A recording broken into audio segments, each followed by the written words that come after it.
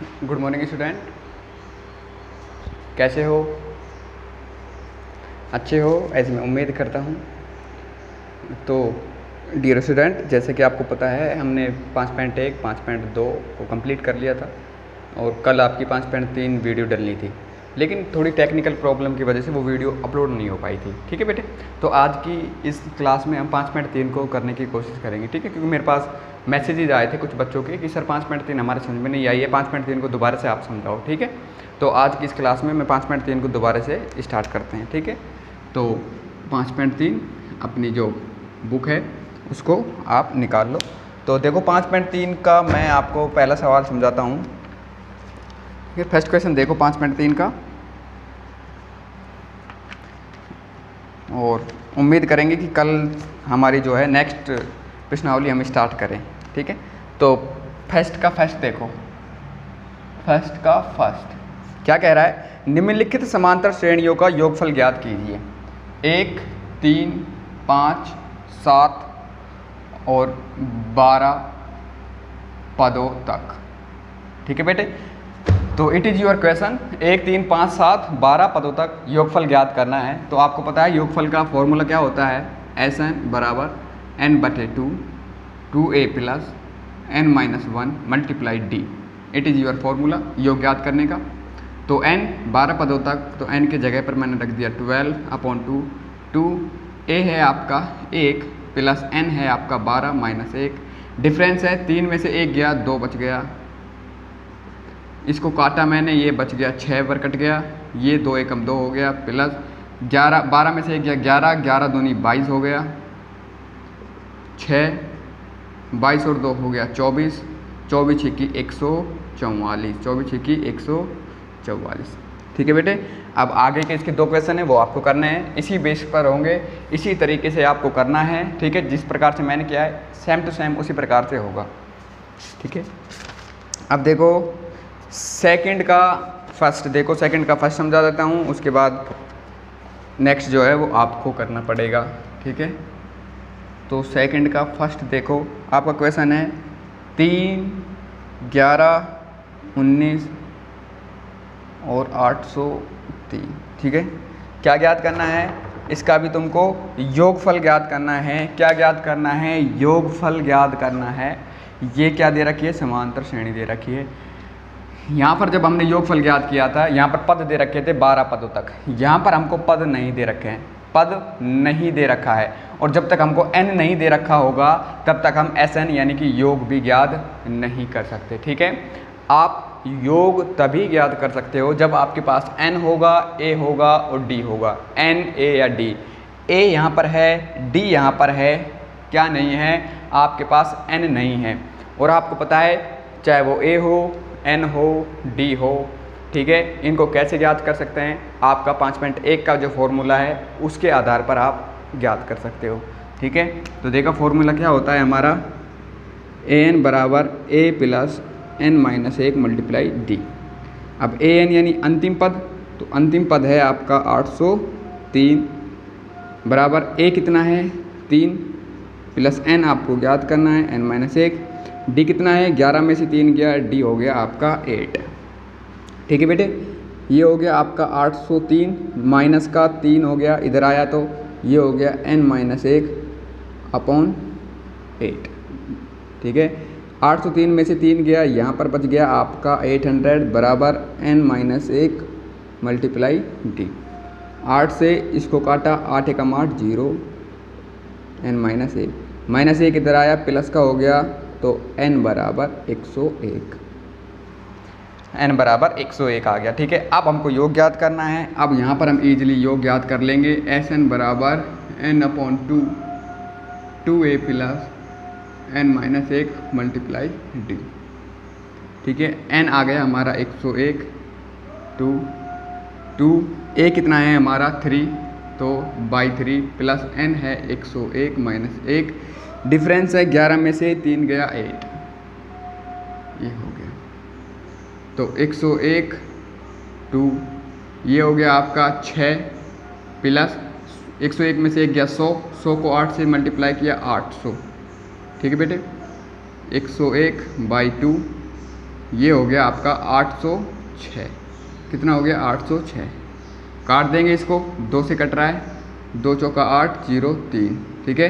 तो 101 गुणा 403, ठीक है बेटे। तो गुणा करने पर जो आएगा वो ही आपका आंसर होगा। उम्मीद करता हूँ ये भी आपके समझ में आ गया होगा, ठीक है। और इनको आप साथ साथ नोट भी कर लिया करो, जैसे मैं समझा रहा होता हूँ तो उनको साथ साथ नोट कर लिया करो, ताकि आपको वीडियो जो है वो बार बार आपको वीडियो देखनी ना पड़े। और फिर भी अगर आपके समझ में नहीं आता है तो आप लिख कर मेरे को भेज सकते हो कि यहाँ पर ये समझ में नहीं आया है या ये क्वेश्चन आपके समझ में नहीं आया है। मैं उसको नेक्स्ट क्लास में या जब मैं आपका होमवर्क चेक करूँगा तो वहाँ पर आपका इसका सुधार करवा दूँगा, ठीक है बेटे।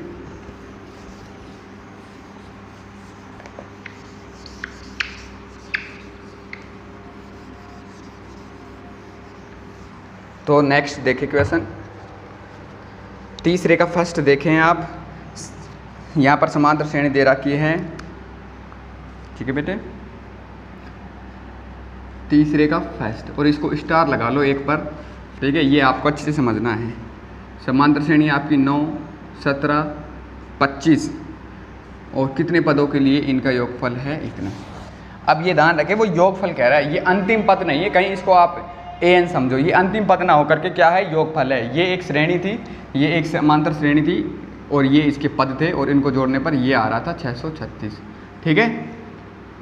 अब ज्ञात ये करना है कि कितने पद थे इस श्रेणी में, कितनी बार ये संख्या लिखी गई थी। आगे इसको बढ़ाएंगे कि उनका योग 636 आ जाए। तो हमको पता है क्या होता है योगफल का, Sn/n/2 2a + n-1 × d, ठीक है बेटे। योग कितना दे रखा है 636, तो यहाँ पर मैंने लिख दिया 636, ठीक है। n हमको ज्ञात ही करना है, n ही पूछ रहा है, तो n/2 2, a कितना है 9 + n ज्ञात करना है n-1, d कितना है 17 में से 9 गया तो 8, ठीक है बेटे यहाँ तक। अब देखो 2 को इससे गुणा किया, 36 दूनी 72 और 6 दूनी 12, 1272, ठीक है, बराबर n। ये आ गया 9 दूनी 18 प्लस ये आ गया 8n, ये -1 किया -8, ठीक है बेटे। 1272 n प्लस का 18 -8 प्लस का 10 प्लस का 8n, 1272 ये हो गया 10n प्लस n को इससे किया 8n², क्या बन गई 8n² बन गई। और इसको शॉर्ट रूप में लिखूंगा तो हमेशा ध्यान रखो कैसे लिखते हैं कि सबसे पहले सबसे बड़ी संख्या आएगी, उसके बाद छोटी आएगी, उससे बाद उससे छोटी संख्या आएगी। या फिर कैसे ज्ञात करोगे, सबसे पहले वो संख्या आएगी जिसकी घात ज़्यादा है, फिर उससे कम घात वाली और उसके बाद बिना घात वाली। तो इसको मैं कैसे लिखूँगा 8n² प्लस का 10n और माइनस का 1272 बराबर 0, ठीक है। ये हमारी बन गई द्विघात समीकरण। क्या बन गई द्विघात समीकरण। ध्यान से समझे इसको, क्या बन गई बेटे द्विघात समीकरण बन गई। द्विघात समीकरण ऐसी समीकरण जिसमें घात 2 दे रखी हो द्विघात समीकरण कहलाती है, ठीक है। या द्विघात समीकरण किस रूप में होती है, ax² प्लस का bx प्लस का c बराबर 0। इस रूप में जो समीकरण लिखी जाती है उसको द्विघात समीकरण कहते हैं। ax² plus bx plus c के रूप में जो समीकरण लिखी जाती है वो हमेशा द्विघात समीकरण कहलाती है। आप इसको देख सकते हो, ये द्विघात समीकरण ही है, ठीक है, द्विघात समीकरण है। यहाँ पर जो है a b c जो है वो क्या है गुणांक हैं, वो क्या कहलाते हैं गुणांक कहलाते हैं। एक ज़रूरी बात और ध्यान रखो, द्विघात समीकरण जो होती है उसमें हमेशा समीकरण का मान 0 कब आता है, ऐसे n के मान ऐसे 2 होंगे जिसको हल करने पर यहाँ पर इसका मान कितने आ जाएंगे 0 आ जाएंगे, ठीक है बेटे। अब हमारी द्विघात समीकरण क्या है 8n² प्लस का 10n माइनस का 1272। अगर ये और छोटी हो रही है तो इसका और छोटा काट लो, ठीक है। ये तुमको पता है किससे कट रही है 2 से कट रही है, तो 2 चौकी 8n प्लस का 5n माइनस का 636 बराबर 0, ठीक है। ये एक शॉर्ट रूप हो गया। अब देखो द्विघात समीकरण को हल कैसे करते हैं, ठीक है। द्विघात समीकरण को हल कैसे किया जाता है वो आप सीखेंगे। यहाँ पर मैं बता रहा हूँ 2 तरीके, दोनों तरीके में से जो आपको अच्छा लगे वो तरीका काम में ले सकते हो। पहला तरीका देखो, द्विघात समीकरण को कैसे हल करते हैं। पहली संख्या और तीसरी संख्या को आपस में गुणा करते हैं, पहली संख्या और तीसरी संख्या को आपस में गुणा करते हैं और उसके बाद एक ऐसी संख्या लेते हैं कि जोड़ने घटाने पर 5n आ जाए। ठीक है, तो पहली को और इसको गुणा किया तो हमारा आ गया 636 गुणा 4 अगर हमने किया तो ये हो गया 6 चौका 24, 2 4 1 और ये 24 और 1 2544 आ गया। क्या आ गया बेटे? 2544 आ गया। अब सबसे पहले, अब ये 2544 दिख रहा है, सबसे पहले क्या करोगे, इसको जीरो वाली संख्या में कन्वर्ट करोगे। 2544 को जीरो वाली संख्या में कन्वर्ट करोगे तो कितना हो जाएगा? ये हो जाएगा 2500 अंदाजा, यानी मेंटली करना बता रहा हूँ मैं आपको। 2544 का जीरो के पास गए तो आपका 2500 हो गया 2500। अब 2500 देखो 2500 कैसे आ सकता है? 2500 कैसे आ सकता है? 50 गुणा 50 करके, 50 गुणा 50 करके 2500 आ सकता है। 50 गुणा 50 गुणा 50 करोगे तो आपको 2500 आ सकता है। ठीक है, लेकिन ध्यान रखें गुणा करने पर आपका 5n बचना चाहिए, 5n बचना चाहिए। तो इससे ये कन्फर्म हो गया कि 5n कैसे बचेगा, संख्या ऐसी लेनी होगी जो 50 के आसपास है। तो देखो अगर मैं 53 और 48 लेता हूँ, 53 और 48 लेता हूँ तो गुणा करने पर 2544 ही आ जाएगा और 53 में से 48 घटाऊंगा तो मेरा कितना बच जाएगा? 5n। क्या बच जाएगा? 5n बच जाएगा। ठीक है, 5n। तो इस 50 से सबसे पहले इसको 2500 करने से हमको पता लगा 50 हो सकता है। 50 से ये पता लग गया हमको कि 50 के आसपास की कोई संख्या होगी जिसको गुणा करने पर 5n बच जाएगा। गुणा करने पर 2544 आ जाएगा और जोड़ने घटाने पर क्या आएगा? 5n। ठीक है, बस ये ध्यान रखो कि द्विघात समीकरण को हल करते समय पहली और तीसरी संख्या को आपस में गुणा किया जाता है, पहली और तीसरी संख्या को आपस में गुणा किया जाता है और जिन संख्याओं को गुणा किया जाता है उनको जोड़ने घटाने पर बीच वाली संख्या आनी चाहिए। एक तो ये तरीका होगा, ये मेंटली कर सकते हो। और दूसरा तरीका देखो, दूसरा तरीका होता है आपका अभाज्य गुणनखंड करने का। आप अभाज्य गुणनखंड कर सकते हो। अभाज्य गुणनखंड कैसे करोगे? देखो ये अभाज्य गुणनखंड करते हैं। अब हमारे पास था 2544, इसमें भाग दो, 4 का भाग जा रहा है, 4 का भाग हमेशा ऐसे दिया करो। ठीक है, कोई भी संख्या अगर आपको दे रखी है, कोई भी संख्या आपको दे रखी है और उसमें आपको ये पता लगाना है कि इसमें 4 का भाग जाएगा या नहीं जाएगा, तो आप हमेशा पीछे की 2 संख्याएं देख लिया करो। अगर पीछे की 2 संख्याओं में 4 का भाग जा रहा है तो समझ लो पूरी संख्या में 4 का भाग चला जाएगा। ठीक है, तो 4 छीकी 24, 1 4 तिया 12, ठीक है, 4 तिया 12, 2 4 छीकी 24। ठीक है, फिर भी 4 का चला जाएगा इसमें क्योंकि 36 आ रहा है, 4 का दोबारा से चला जाएगा। 4 एकम 4, 2 बच गया, 4 पंजू 20, 3 4 नाम 36। अब इसमें देखो, अब इसमें किसका जाएगा? इसमें 3 का जाएगा। कैसे पता लगा कि इसमें 3 का भाग जाएगा या नहीं जाएगा? ठीक है, जितने भी आपको अंक दे रखे हैं उनको जोड़ लिया करो।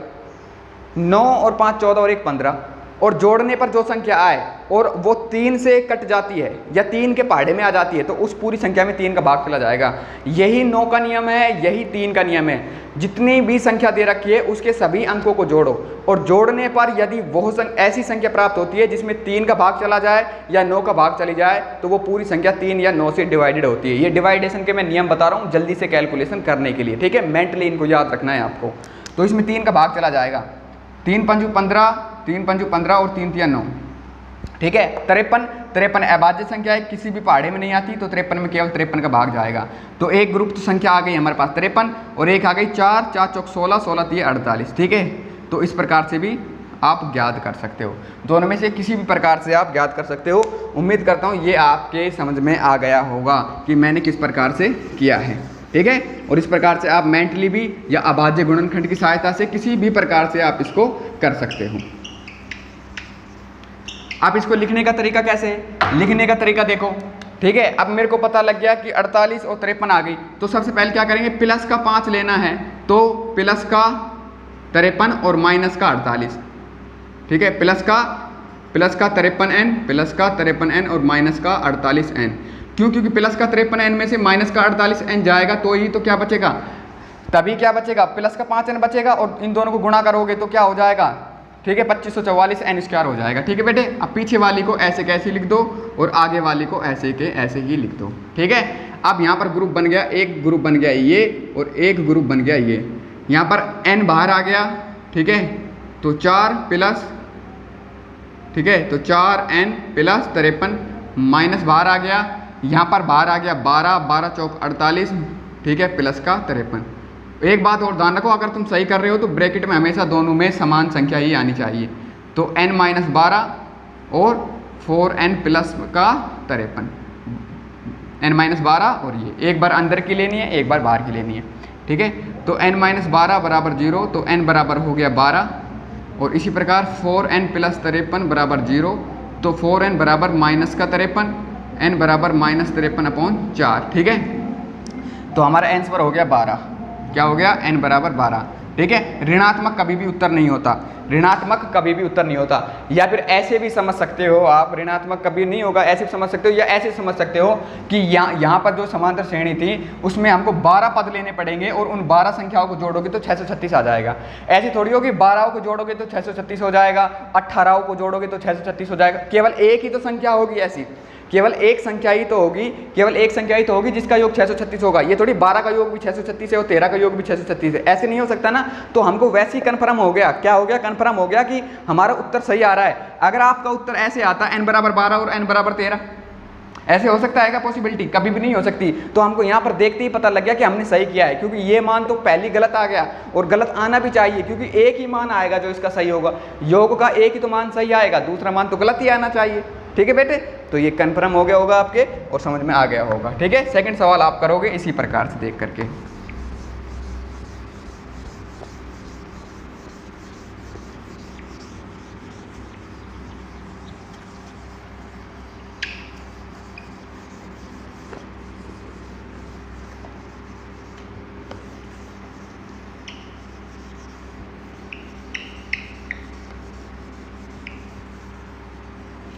नेक्स्ट क्वेश्चन देखो, चौथे का पहला देखो, निम्नलिखित श्रेणियों के 25 पदों का योगफल ज्ञात कीजिए जिसका nवां पद है an बराबर 3 + 4n। 25 पदों का योग ज्ञात करना है, 25 पदों का योग ज्ञात करना है। जनरली एग्जाम में आ जाते हैं ये क्वेश्चन, क्या है, जनरली एग्जाम में आते रहते हैं। तो देखो 25 पदों का योग ज्ञात करना है। आपको क्या रखना है कि भाई योग हम जब ही ज्ञात कर सकते हैं जब हमारे पास a होगा, n होगा और d होगा। यहाँ पर हमारे पास कुछ भी नहीं है, तो कैसे निकालेंगे? देखो जो ये n दे रखा है, n की जगह पर 1 2 3 4 5 ऐसे सीरियल से रख लिया करो। इससे क्या होगा, आपकी समांतर श्रेणी बन जाएगी। जैसे कि n के स्थान पर 1 रखने पर, n के स्थान पर 1 रखने पर तो क्या होगा, an बराबर 3 + 4n 1, तो 3 + 4 बराबर 7 आ गया। 2 रखोगे तो 3 + 4 2, 3 + 8 ये हो गया 11, 3 रखोगे तो 15, ठीक है बेटे। तो ये हमारी समांतर श्रेणी बन गई। अब क्या, 7 11 15 ये हमारी समांतर श्रेणी बन गई। इसमें हमारा a हो गया 7, d हो गया, d कितना हो गया बेटे हमारा 4, d हो गया 4। योग ज्ञात करना है 25 पदों का, तो Sn/n/2 2a + n-1 × d। n कितना 25 पदों का, तो 25/2, 2a कितना है 7 + n 25 पदों का, और d कितना है आपका 4, ठीक है। तो 25/2 7 दूनी 14 प्लस ये बच गया 24, 24 का 96, तो हो गया 25/2, ये हो गया 110। कितना हो गया 110, 2 से काट दिया, ये कट गया 55 बार। कितनी बार? 55 बार, ठीक है। गुना कर दो 55/25, ठीक है। तो 25 2 55 5 10 35 35 और 2 37 3 5 10 और 3 13 1375। 1375 क्या हो गया हमारा आंसर, 1375 हमारा क्या हो गया आंसर हो गया। अब चौथे का दूसरा सवाल भी आप कर लोगे और इसके 2-3 सवाल और बचे हैं, वो भी बिल्कुल इजी हैं, ठीक है। उनको मैं आपके लिए छोड़ रहा हूँ होमवर्क के रूप में, और इनके भी जो मैंने पहले क्वेश्चन के कुछ सवाल हैं, दूसरे तीसरे और चौथे का सवाल है, ठीक है। तो उम्मीद करता हूँ कि आप इस प्रश्नावली को घर बैठ करके अच्छे से पूरी तरह से आप इसको कम्प्लीटली आज कर लोगे, ताकि हम कल जो है नेक्स्ट प्रश्नावली को प्रारंभ कर सकें। लेकिन फिर भी नेक्स्ट प्रश्नावली को स्टार्ट करने से पहले यदि किसी भी विद्यार्थी को इन सवालों में किसी भी प्रकार की दिक्कत आती है या कोई सवाल नहीं होता है तो वो आप लिख दें, ठीक है। तो कल स्टार्ट करने से पहले मैं उन सवालों को पहले कराऊंगा, उसके बाद नेक्स्ट प्रश्नावली हमारी स्टार्ट होगी, ठीक है बेटे। Till then thank you very much, stay home stay safe.